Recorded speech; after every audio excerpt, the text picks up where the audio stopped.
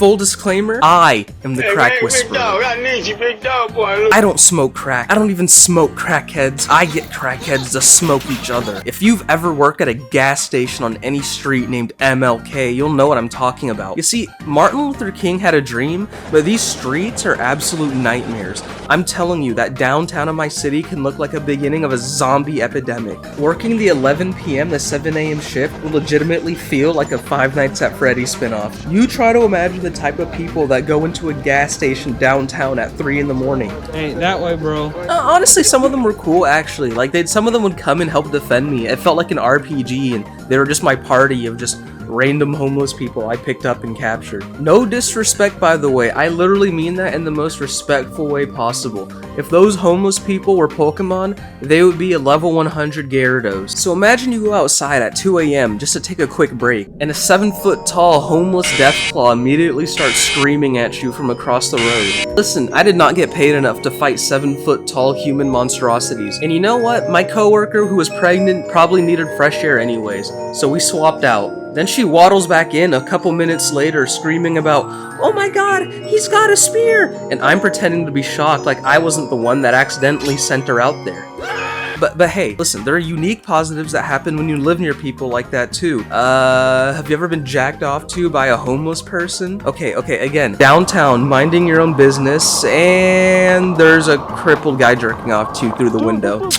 Awesome. Why are you jacking off on the fucking street, man? You had your dick out! You know, the worst part is that I couldn't do anything about it. He was not technically on the property, so I had to watch this crippled dude across the window just staring straight at me in the little blanket that was covering him just... I wish this was the only time a homeless person was getting off to me. I used to work at another gas station, and it was during... I had a mask on. Guy came up in line and just told me, "I don't know what you are, if you're a male or a woman or whatever, but you're sexy as fuck."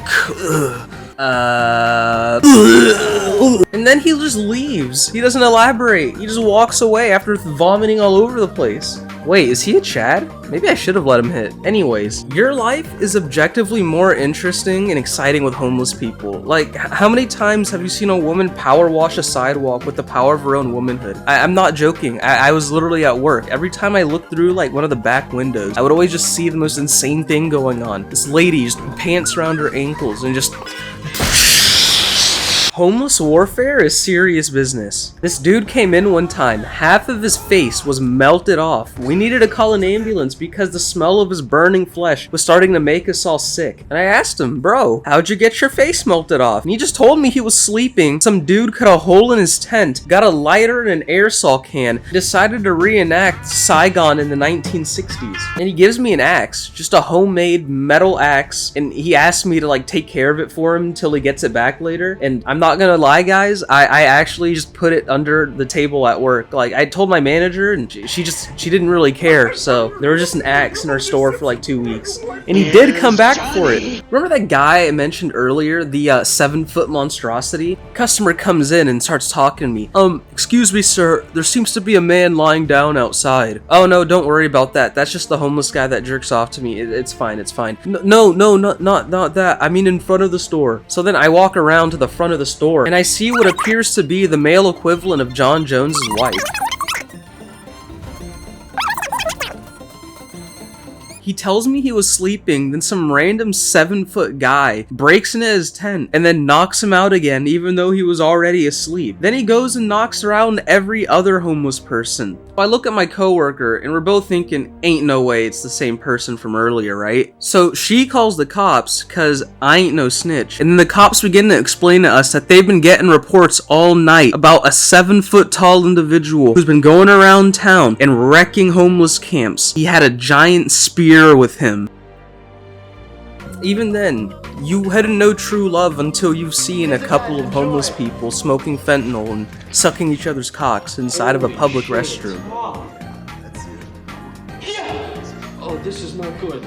No, Kumar, it's not good. it's even more when you realize that you have to clean it up afterwards. Every little sticky mess they made. The smashing and smashing. True kindness is when an older gentleman offers you free black tar heroin for the first time. Honestly, drug dealers are the funniest. Bro was like, "Assalamu alaikum, my brother. Your name is Lalo?" Not my real name. "That's a strong name, brother. You sound like the leader of the revolution. The great Elijah Muhammad would be proud to see someone like you working at this gas station, brother."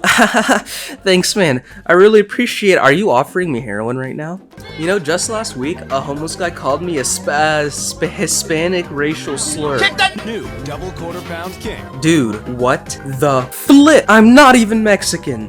Los malditos gringos estúpidos no pueden distinguir a negro de verdad de un mexicano. Soy filipino y te cortaré las amígdalas en la garganta. Suscribir.